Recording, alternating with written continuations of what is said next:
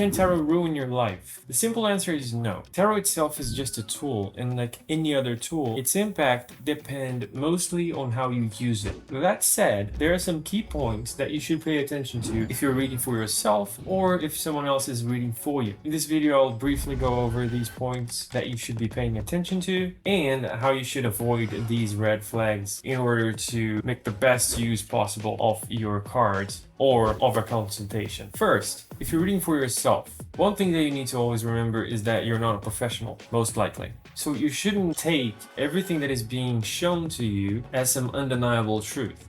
Take it as some guideline that you can follow and plan ahead.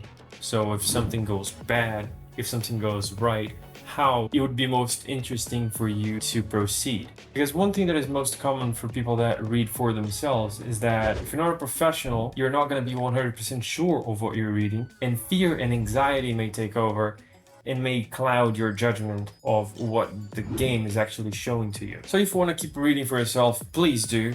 Just be very careful, be mindful that what you're reading is not pinpoint correct, but rather are guidelines that you would most likely benefit if you follow them. But then again, be malleable. Don't be so stiff in your reading. Second, if someone else is reading for you, like a friend or someone that you know, but you're not paying them, be very sure that they have your best interest in mind, because by opening yourself for a reading, you're sharing some very private things in your life that may not be of your benefit to share with people that you don't fully trust. And if it's someone that you already know that is reading for you, be mindful if they would take benefit of the reading, because if they would, then perhaps it's not something that you should give that much weight. And again, if it's someone reading for you and it's not a professional, the first advice takes place here as well. Take everything that is being read with a grain of salt, because it may not be pinpoint correct. The person may be going through the anxiety and fear of misreading the cards.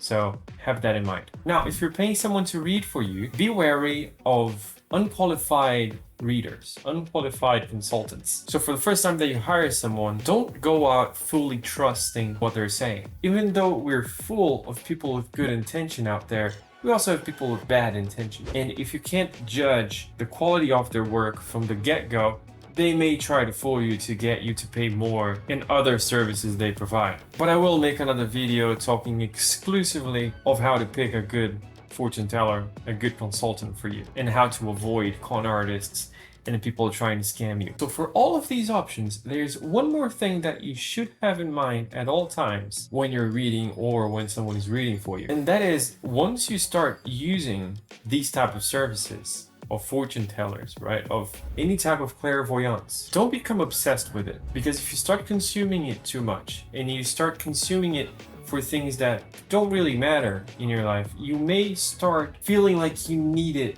to take every single decision, and this may impact your confidence to solve problems in your life without the cards. So if you keep that in mind, so if you keep that in the back of your head, you should be able to use tarot cards, tarot consultants at will without really worrying about if it's gonna damage your life, if it's gonna ruin your life or not. So always take responsibility. Tarot is purely meant to be a guide. It's not meant to be a crutch. It's not meant to be something that you will put the responsibilities on the card for your future. Even if you go to a fortune teller, it's still up to you to take care of your life, to decide whether or not you're going to follow that advice or not. Trust in your intuition. If you hire someone to read for you, or if you're reading a card and you don't feel 100% confident that that's what's being shown, then trust your guts, trust your intuition, and use that only as an advice.